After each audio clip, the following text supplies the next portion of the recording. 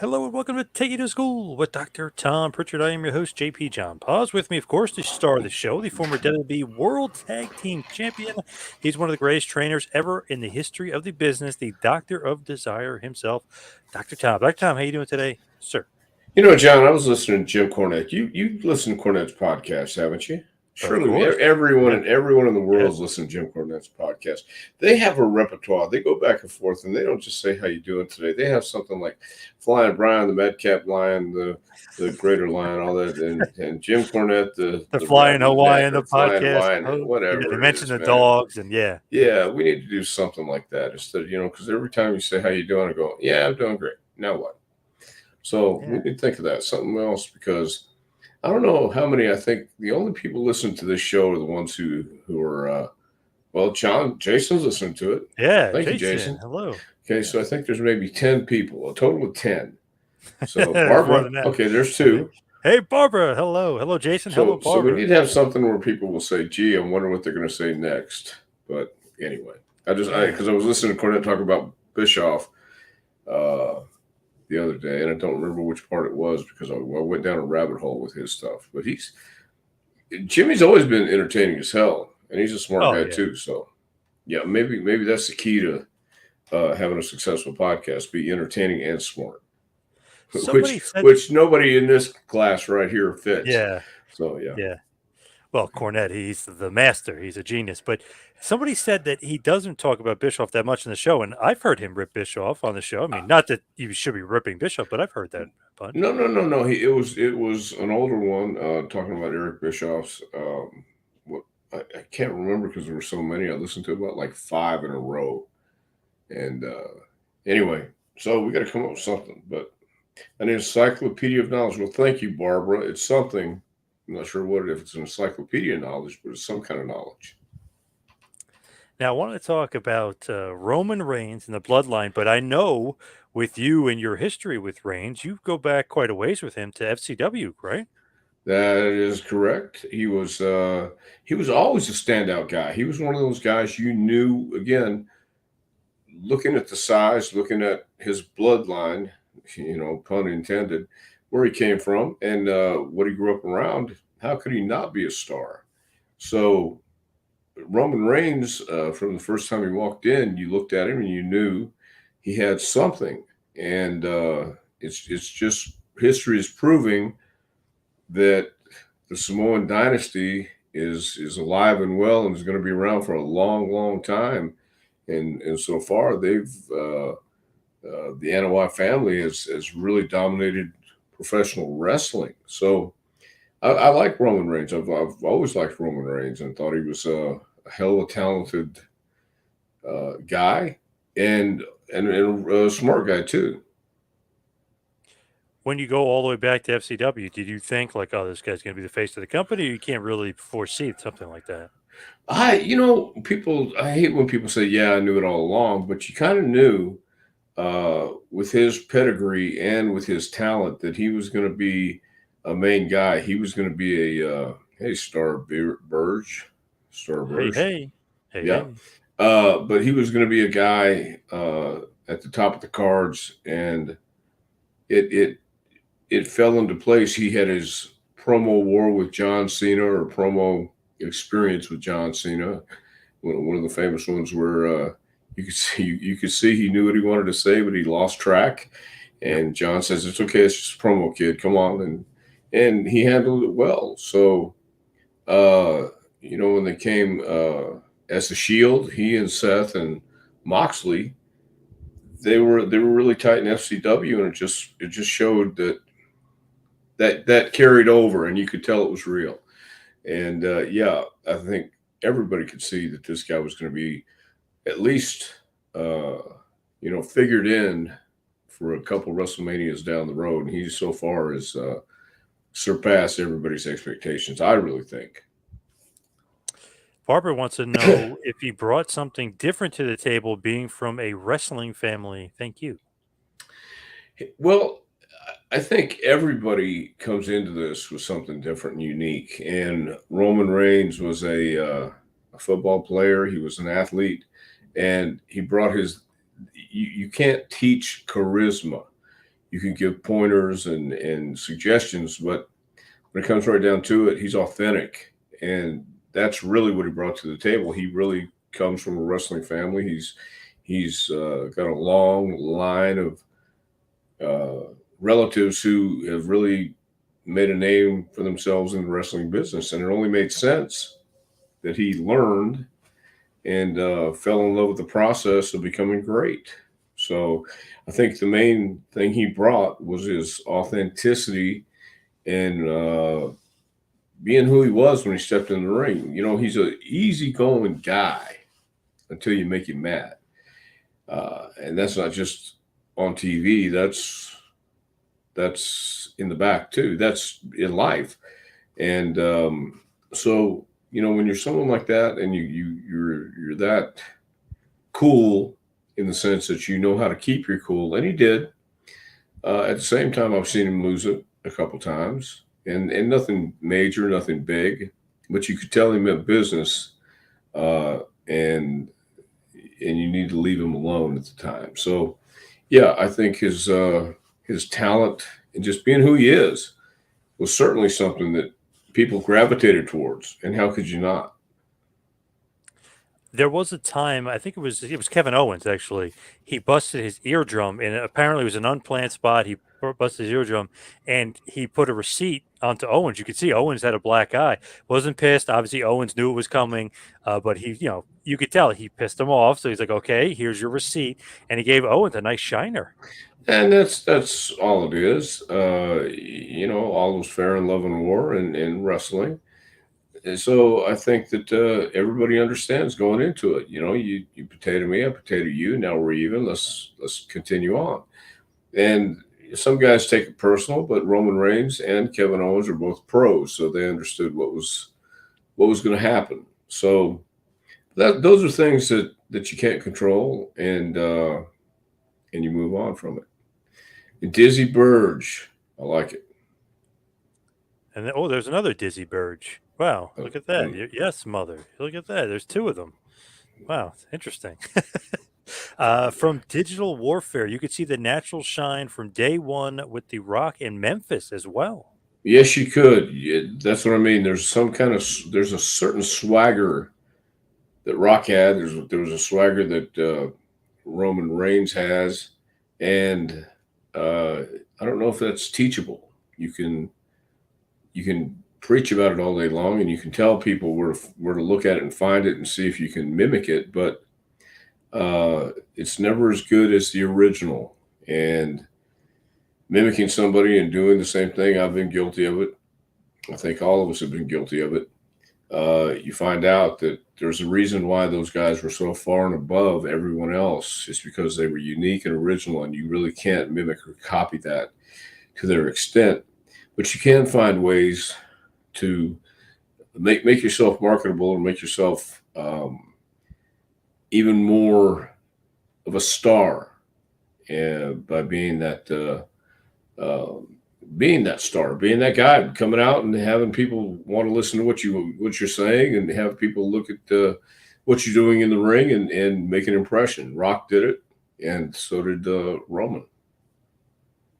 Man, it's funny they're both from the same family. You know what I mean? They're cousins. It's just crazy that that kind of star power from one family. Well, it comes from, all the way back to my Via, and I saw Peter Maivia wrestle in Texas when I was a kid, and then of course when I met Sika and Alpha, um, first time I met them was in Japan, I believe it was, and you know, really nice guys until you pissed them off, and that's that family trait. I think, I don't want to say, well, yeah, well, the Samoan family is known for their kindness, gentleness, and loving nature. And you flip that coin over. If you make them mad or you hurt one of their family, they're going to come after you. And that's the loyalty they've shown to each other through the years, and that's the loyalty they've shown to wrestling. So every one of those guys learned how to work, learned how to uh, how to get over in their own way because they're distinct individuals. Yokozuna was this huge, massive uh, man who could move like a cat. He actually could when he was Coquino Maximus in Continental Wrestling. He was over 350 pounds then, or maybe at least 300 for sure. And he could move and work with anybody and make it look credible and real. And that's talent. That's learning how to go out there and feel it. And the great thing about that family is they've been doing it for so long. It really is in the bloodline. It really is etched in their soul. This is what they do, and they do it better than anybody else. Please ask Dr. Tom how tough Peter Maivia was, the High Chief. Didn't he beat up Billy Robinson, knocked his eye loose? Well, stories have it that Peter Maivia was a tough guy. He was a really tough guy, but I think the deal was they got into an argument or a discussion, or there might have been some alcoholic beverages involved, or whatever. Mhm. And Maivia, I guess Robinson was this famed shooter and bragged about it a lot. And I think Maivia said, "I don't think you can do that to me," and it got out of hand. And I think he didn't knock his eye out. I think he pulled it out, and then they put it back in. Yep. And I forgot who broke up the fight, but I heard the story a long time ago. And then somebody, I think maybe all the boys broke it up because they saw Robinson's eye hanging out of his head. So, but yeah, they're all tough. But Peter was definitely one of the toughest. Here's just a random one, has nothing to do with Roman, but Dizzy made a couple of comments about Eddie. So he said, any stories of Eddie Guerrero? Whew. Yeah, I just be honest with you. I had a special relationship with Eddie Guerrero outside the ring, and those are personal stories that I'd rather not talk about because people will take them and misinterpret what I'm saying. I know this because they have. So let's just say that I do have stories about Eddie, but I'd prefer to keep them to myself. What do you think of Eddie as far as like ranking him all time? Do you put him very high in the list? Like, what do you think about him as a worker? Very high on the list. Eddie Guerrero was a guy who not tall, but worked out, had a athlete's body, looked like an athlete, looked like a wrestler, and was talk about tough. He was tough, and one of those guys who never backed down, didn't know how to back down, didn't know how to be afraid, whether it was a fight or just a simple argument. And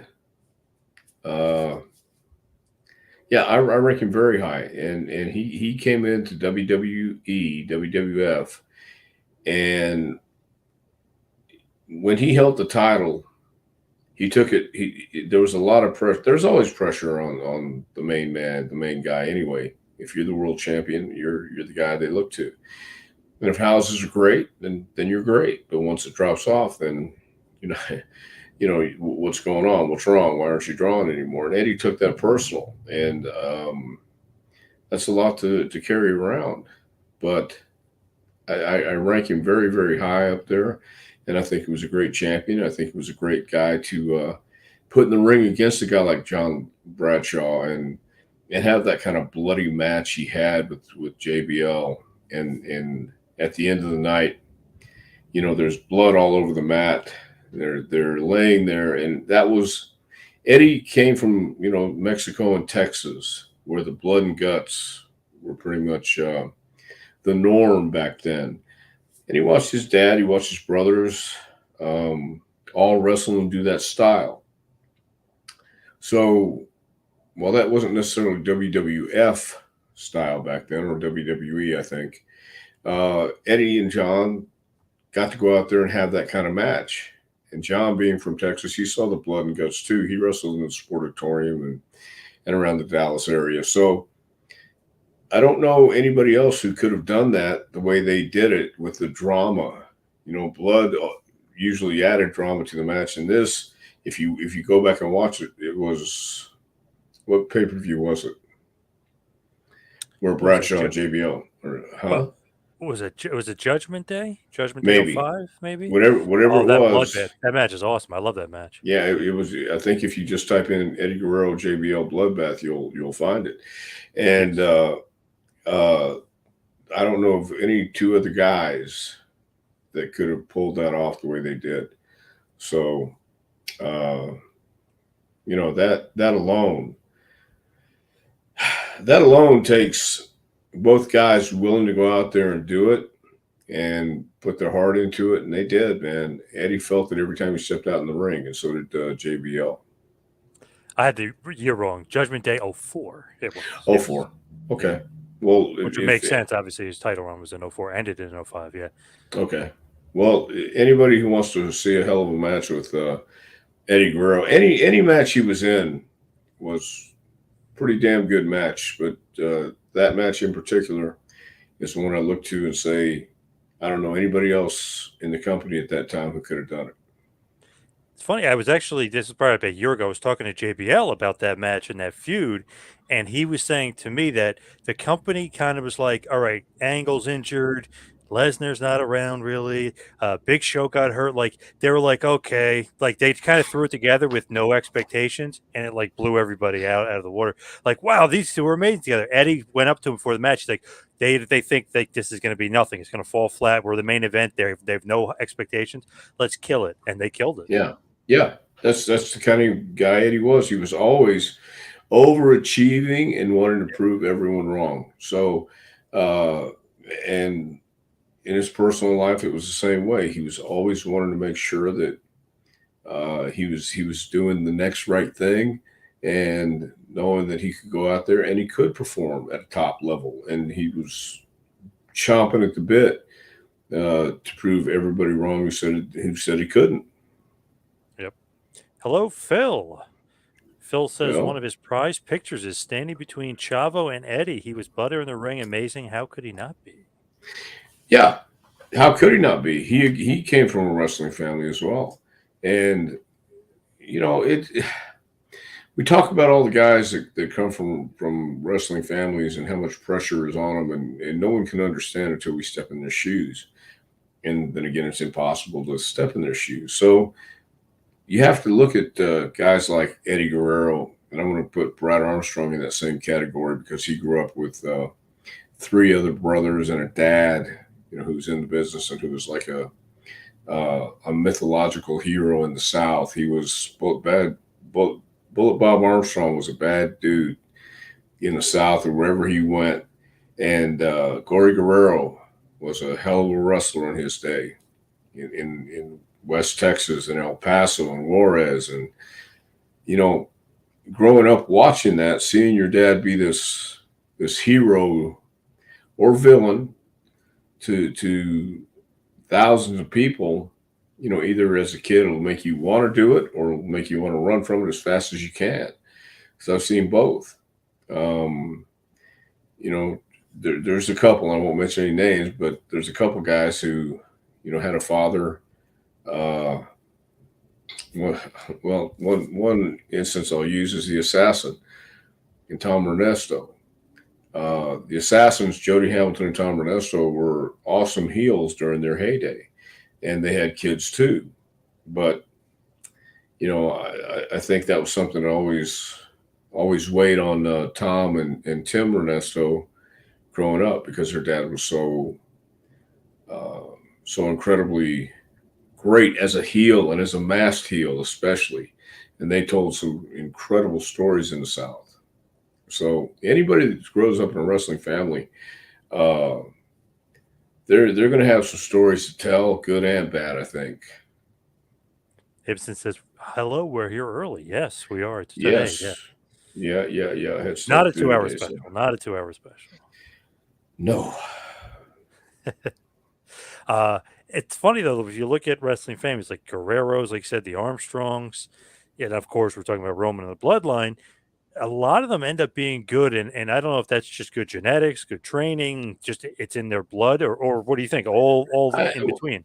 well, I think really it is an individual business and game and sport, and you can have the bloodline and you can have all the genetics, but you know, Gene Kiniski had two sons that wrestled, and I don't think they wrestled very long. I wrestled both Nick and Kelly Kiniski, Yep. and they had the size, they had the look, but uh, something was missing, and you've really got to love this, and you really got to want to get up and make the towns and go to the gym and do the things that you have to do, especially when you're starting out, and pay some dues. And sometimes you can pay dues for 5 years or 10 years, sometimes 15 years before you ever get a break. And sometimes you may never get a break. But the idea is if you really love this and you won't let anything stop you, then nothing can stop you. And No, legendary brothers Skip and Zip also. no, they were. I think they began were. it. They were cousins. I think. Oh, right. Yeah. But still, great family line there, great lineage. Oh yeah, that lineage. Yes. Rick is saying it was too much for the Von Erich boys. There's another family, the Von Erich boys. That's what I mean. You fall into these, huh? I was going to Well, say you fall, Ross and Marshall are good now. yeah. But you fall into this culture and routine. And back in the '80s, it was a totally different culture and routine than it is today. So I'm talking about the Kevin, David, Kerry. And then if Yep. you want to go with Chris and Mike, Mike. we can. But that's a perfect example of too much too soon, with no regulator on it. Just go and do what you want, when you want, how you want, and and nothing ever good comes from that because you have no restrictions. So the Von Erichs could have been, and they were great. Look at great feuds, look at great angles throughout wrestling, and especially with YouTube being available to everyone. The Von Erichs and the Freebirds were classic. It came at the right time, the right place.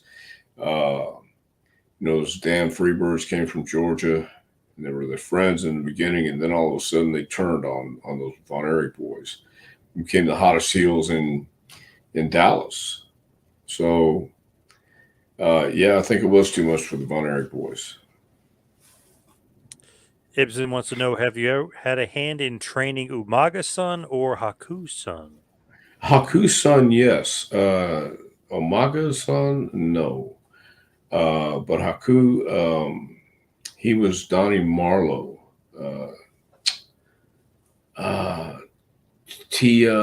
I'm trying to think of his. Tangaloa. No, not Tango.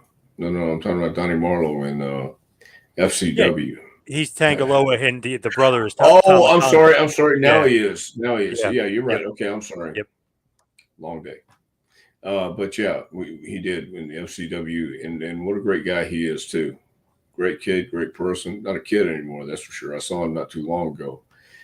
Big boy. Still a good guy, and pretty good worker too. Did you have any hand in training Hikalu, or I guess it's Hikalu, his other son, the really tall one, the young one? No, Oh, I did not. No, it was just. I'm trying to think. What is his real name? I forget his real name now, but he was called Donnie Marlowe in FCW. No, but I did not. Tangaloa. Good point. What is his? I'm gonna have to look that up. See what his what his real name is. I know he goes by Tangaloa now, as far as his wrestling name. Well, Tavita. Yes, Tavita. So yeah, I had a hand in training him. So, where is it here? Digital Warfare says, God bless the Armstrongs. Yes. Yes. I agree. And Scorch, he's back. He says, Sika was furious at WrestleMania 31 when the strap was given to Seth Rollins instead of Roman Reigns. Supposedly, the cops had to remove Sika from Levi's Stadium. Have you heard this story? I have not heard that story. And I don't know. He might have been working everybody too. I tell you, I went to Japan with Sika and Alpha. and I was 21 years old, and they were treating me like they're a rookie, and they were very nice to me, and they took care of me over there. They were great, great, great guys. And on a night off, Alan Quage was there too. Bad news. And we went to an adult establishment Hmm. in Japan. And when we came out, it was just Quage, Alan Quage, and myself who wound up staying in this bar for a little bit. When we came out, it was still light. Okay, it's still kind of early, and Alpha and Sika were working an angle in the snow with Mr. Ueda and Tiger Jeet Singh. And they were doing it for all the fans around because they happened to come up on them. You know, we were in one place and Singh and Mr. Ueda came up and they started doing an angle fighting. And the cops pulled up in a police car. Sika drop kicked the cop car, put a big dent in it. They took him to jail. But he wouldn't break kayfabe. He wouldn't break his character. He was still that wild Samoan in front of everybody and take him to jail. So it could have been something like that. Not that I know because I haven't heard that story. But he could have been doing something where he's working everybody and he's upset. But I don't know that that'd be the case. I never heard that story. Have you? Nope, never heard that. Okay, so who knows? The heist of the century, that WWE calls it, that Reigns lost that night and Rollins won, basically because cashed the Money in the Bank, stole Roman's kind of opportunity, and Reigns had to wait quite a while, actually a few years, to kind of get his chance. Well, who knows what was going on back then?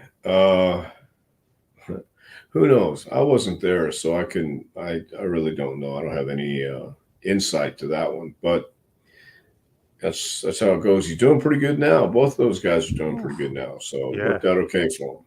Yep. Reigns was allowed to kind of be himself now, which seems much more true to his character than that big dog character, which is just kind of like generic babyface. Now he's like the mafioso, cool, calm, collected Tony Soprano guy. You know what I mean? He's running things. Well, and that's really how he is. He is that cool, calm, collected guy, and if you want something done, he'll evaluate it first, and then get back to you. You know, and here's what it'll cost. So whether it's loyalty or you know you're gonna use the chair instead of me. Here, you hit him. You know, and that it's not contrived. It's all very natural, and that's why it's so good because they're feeling it, and that's what made the bloodline angle so great because all those guys were having fun and they felt it. Yep, I agree. Did Cornette ever have family in the business that isn't well known, a uncle, cousin, etc., etc.? His mother was in the business. His mother, you know, gave him all the money. That's why he's a rich kid. No, no, I don't think so. Jimmy was an only child, and his mom became friends with Teeny Jarrett, and I think that's a pretty known story, and that's how he got his in, got to take pictures at ringside, and you know, a lot of us, or a couple of us, did it at that time. Myself, Paul Heyman, Jim, Eddie Gilbert. So you know, that was a way to get in back then. But no, he didn't have any uncles, cousins, brothers, dads, cats, dogs, anybody in the business. Rio says regarding the Anoa'i wrestlers who died young, I think it was unconscionable for promoters to allow or even encourage them to be morbidly obese. Wrestlers are people, not circus elephants. What do you think about that?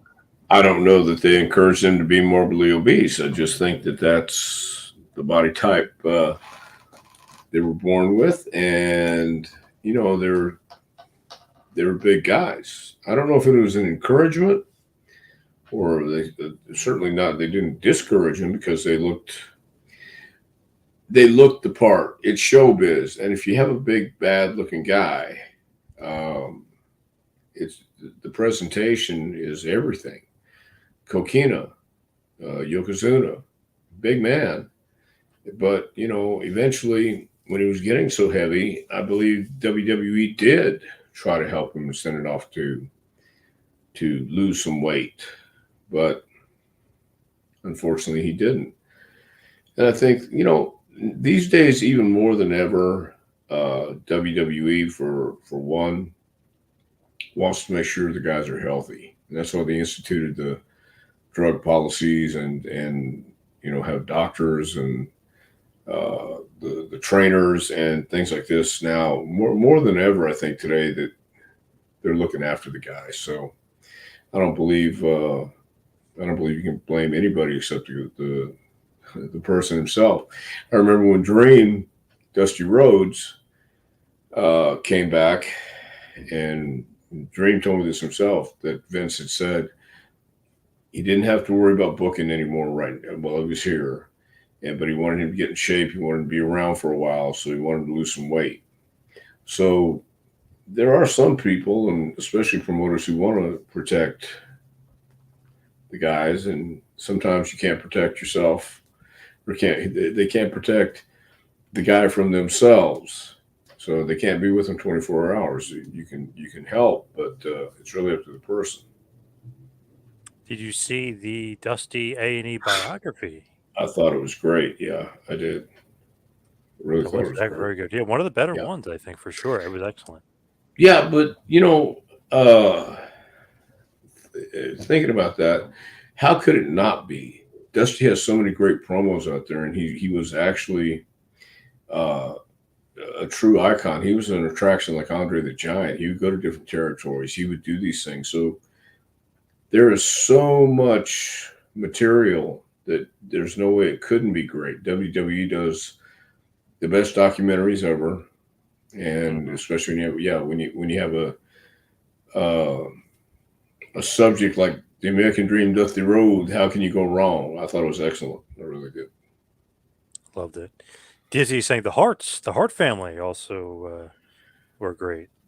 Well, the Hearts, well, you had Brett on, then you had Anvil and Davey. They were brother-in-laws and things like that.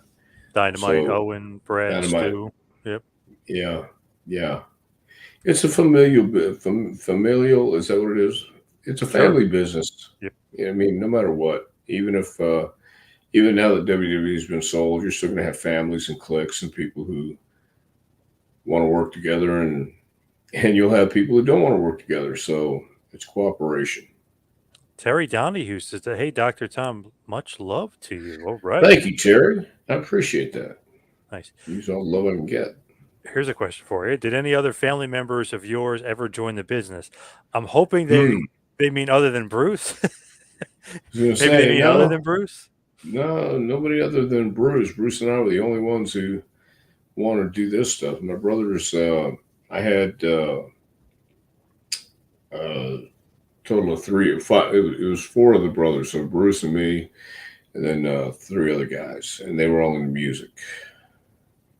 Not into wrestling, Yeah, huh? not into wrestling though. Did Stu Hart ever show up to your school? No, no, Stu. When did Stu pass away? Ooh. Was it Right. 99? When he Yeah. passed away? Yeah. No, Stu never showed up. I did meet Stu. I met No, it was Stu. 2003 he actually Okay. passed away. Wow, okay. 88 years old. Yeah. No, Stu didn't show up. I met Stu at Paul Boss's retirement though. Nice man. 1987. Nice. Yeah. Digital Warfare saying shout out to Downtown Bruno's lodging and car service. Yes, Very downtown. nice. I'll give a shout out to Downtown Bruno's Lodging and Car Service. I like Downtown Bruno. He told me the dumbest person. He called me the dumbest person in the business in his book, though. He thought that I had done a dastardly rib to him when it wasn't me, it was someone else. I'm like, Oh, he better apologize. well, we talked about it, and I told him. I said, no, let me explain what happened. Then he said, well, but you didn't stop him. I said, Bruno, come on. What am I going to do? Stop. Don't do that. Did you Yeah. have any hand in training Rosie? I'm guessing no, because Rosie was in the business in the early 90s. I mean, Yeah, he's big. Rosie went to HWA in Cincinnati under developmental. So I would go in if I had any hand in doing it. It was just in HWA, and I remember talking to him. But no, it was mainly Les Thatcher and those guys down there, Cody Hawk in Cincinnati, who trained those guys. Rosie. Barbara saying, what about Blackjack Mulligan's family? That often gets overlooked, all of his family members. Well, it gets overlooked by the people who don't know, but you can't overlook it when you see Barry in the ring because there is a resemblance, and um, that that charisma Blackjack had was again something that I don't know if Barry ever uh, got the connection with promos and things like that that Blackjack did. But I don't know that I don't know if that a whole lot of people realize that Blackjack and Barry Windham were related. He looks so much like him now. Years ago, they don't look anything like now. It's almost like spitting image of each other. It's crazy. Does anybody know how Barry's doing? I talked to Arn, I want to say maybe it was about 2 months ago, and he said Barry was doing a lot better. He was staying with Mike Rotunda. Good. So yeah, he was getting, I guess, some much needed TLC, I guess, hanging out Yeah. with Rotunda and his family. Yeah, Rotunda would be the guy to do it too. Mike's a good guy. Speaking of Mike, IRS, Mike Rotunda said in a shoot interview that wrestling should be less is more, with less talking and more focus on in ring and creating great storylines. Do you agree with Mike Rotunda? Well, I would agree that wrestling should be less is more.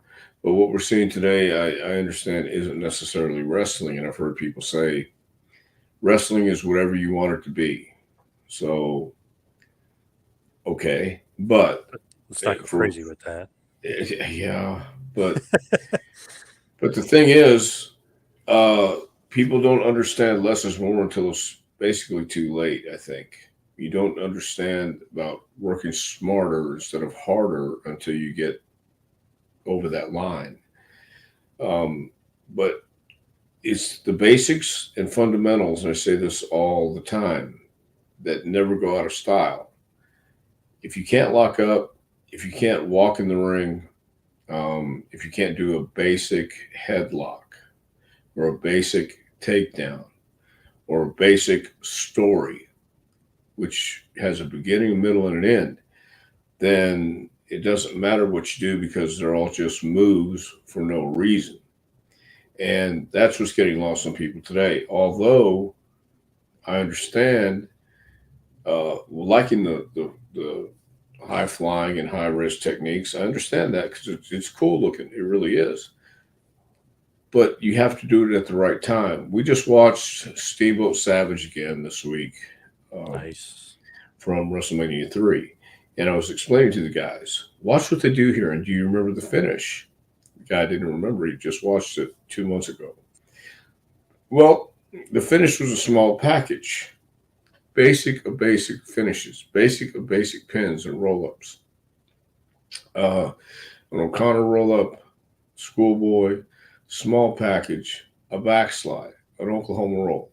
There's 5 basic finishes that I guarantee you will see at least twice on Raw or SmackDown. Somebody will do a roll up or a schoolboy. So you're going to have to lock up. You're going to have to hit the ropes. Well, maybe not, but you're going to have to do the basics. You're going to have to know basics. And then the rest is all the details you have to fill in.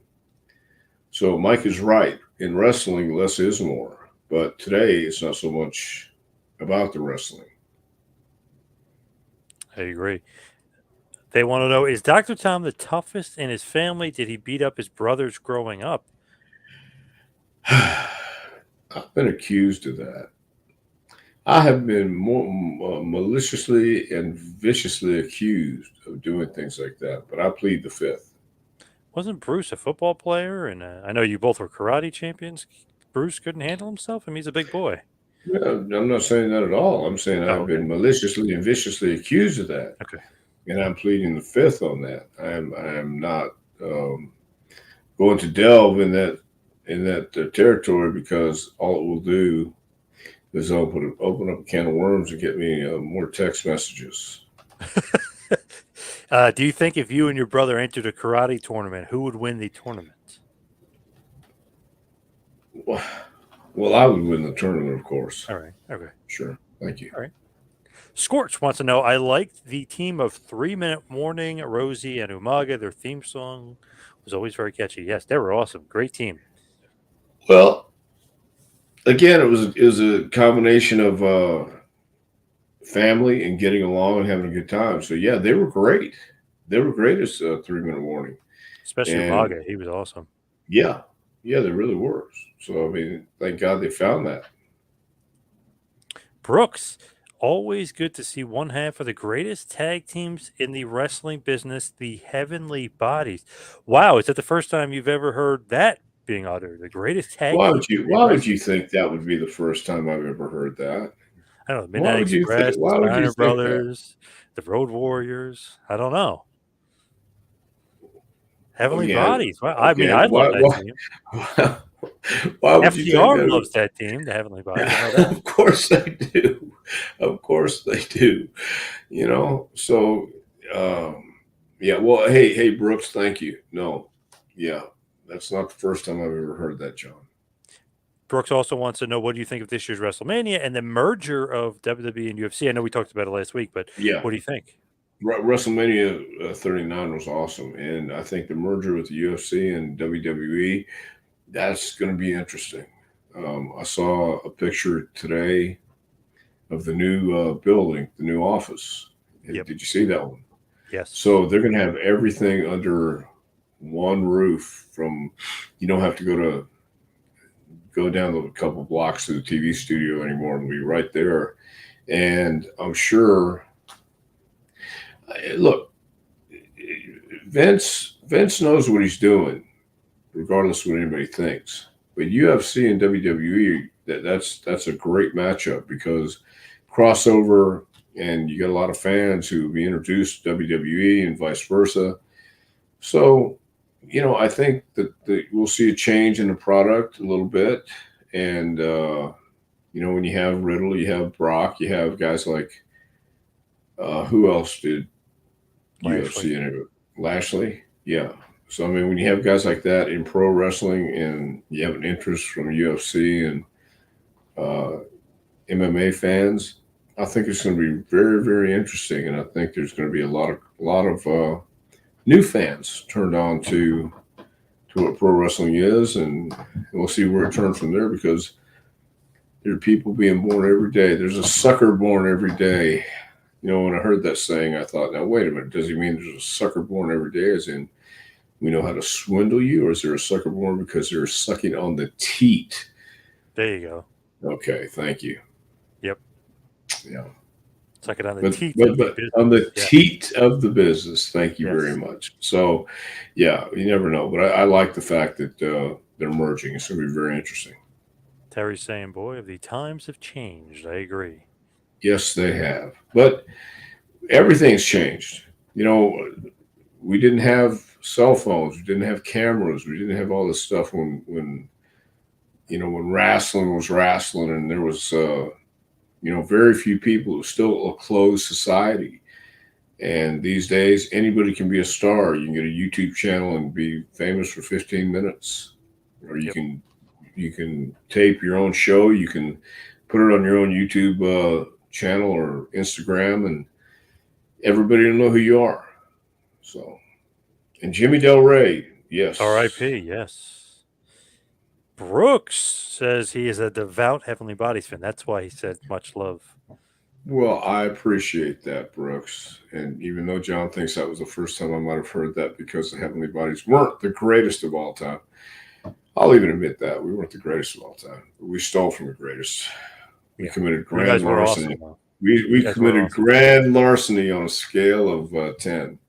So there. Would Dr. Tom tassel his hair before he went out the night the way he did with the Heavenly Bodies in those promos? Would you go out with the same hairstyle that you had in the ring? Would I go out with the same Like out hairstyle? out, out to drinks after the show? Would you do the poof for the hair? Or Oh, yeah. I didn't poof my hair, the poofing of the hair. Now, see, we're stepping over the boundaries of ridiculous. But no, I didn't. I didn't. Yeah, I would let my hair, I'd wash my hair after the match because then I'd go out and, yeah, I wore it the same way I wore it in the ring. B40 says his first wrestling event ever attended January of '84. Battle Royal winner faced Bob Backlund, even though he wasn't the champ. Um, excuse me, even though it wasn't champ, final three were, or I guess even though he wasn't the champ, the final three were the Wild Samoans. They flipped a coin to see who had the rib on the crowd. Not sure what he means by that. I'm not sure either, but okay. Interesting. But I'm guessing the three Wild Samoans were Afasika and Semula, aka Semu. I'm Oh, okay. Well, maybe guessing so. on that one. Yeah. Might need some clarification from B40 exactly, though. Yeah. Let us know what you mean, B. From Digital, he's back. Is it true The Rock would run the ropes with Jamie Dundee as children when his father was in Memphis? Also, how often do children grow up in the business get that opportunity? Get in the ring, run the ropes. Well, there is a great opportunity these days because it's more family oriented than it used to be. There used to be a time when the family wasn't allowed backstage, or wives weren't allowed at the arenas, and kids weren't allowed at the arenas and stuff like that because it was a different culture and different business. I don't know if Jamie and Rock ran the ropes together, but it's possible. It certainly is possible. But kids getting the opportunity. If you have that opportunity, why wouldn't you take it? And it's if your dad's a wrestler. Again, going back to the Armstrongs, Bullet Bob was this.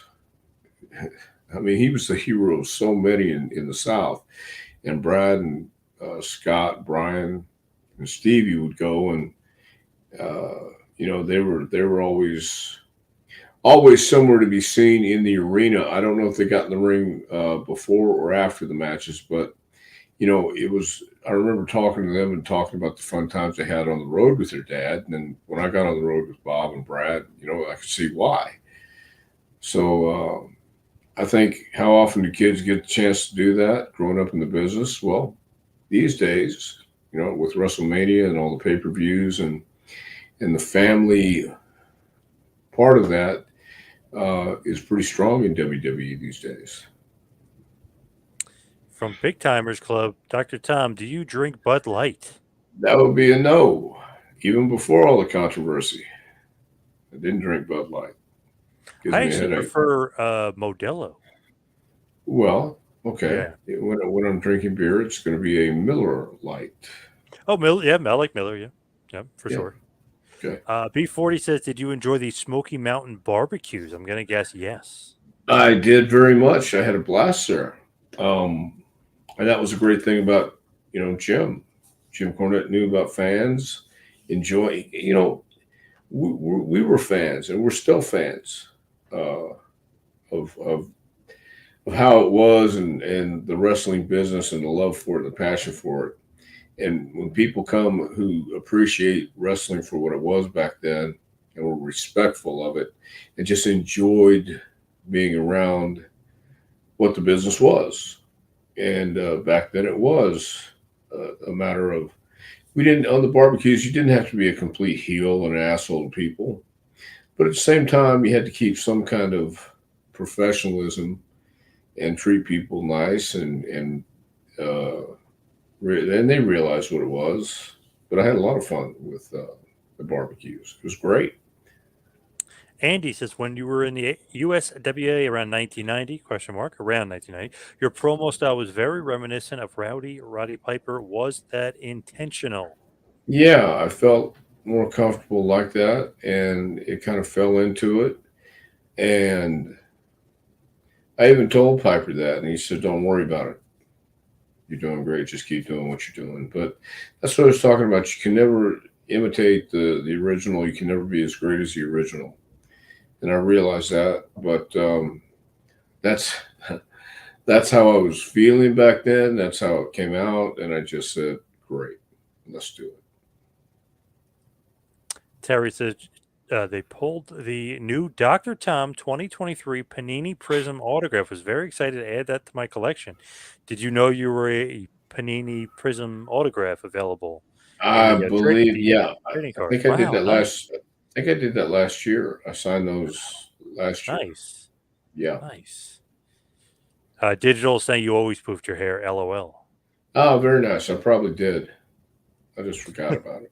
Charles said, I smoked a bunch of pot BSing wrestling with Brian Kendrick recently. Awesome guy. Thoughts? He's a knowledgeable fella and passionately loves wrestling. Yeah, Brian is an awesome guy, and he is knowledgeable. I like Brian very much, and he's a talented guy. So that's what I can say about Brian Kendrick, no doubt. I find it hard to believe you guys are actually smoking a bunch of pot.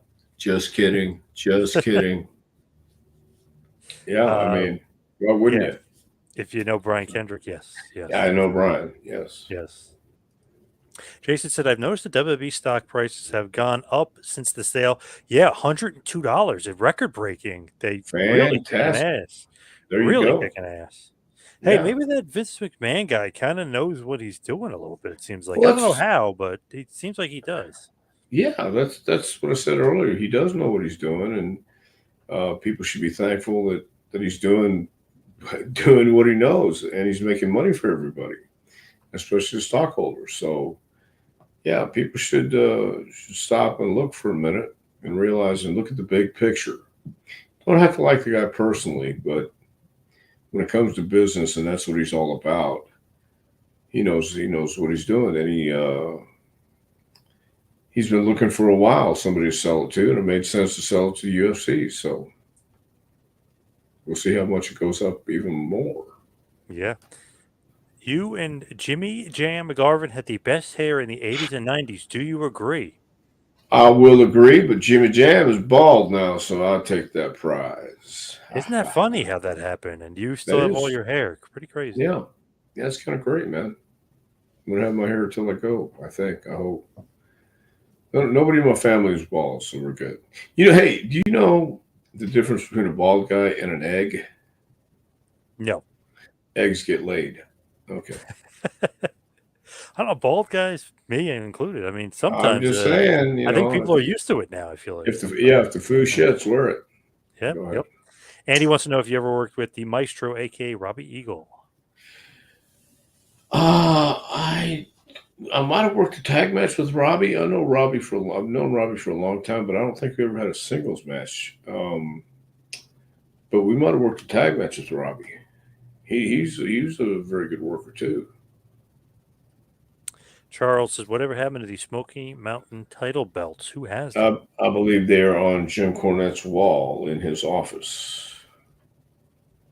Smoky Mountain singles and tag titles.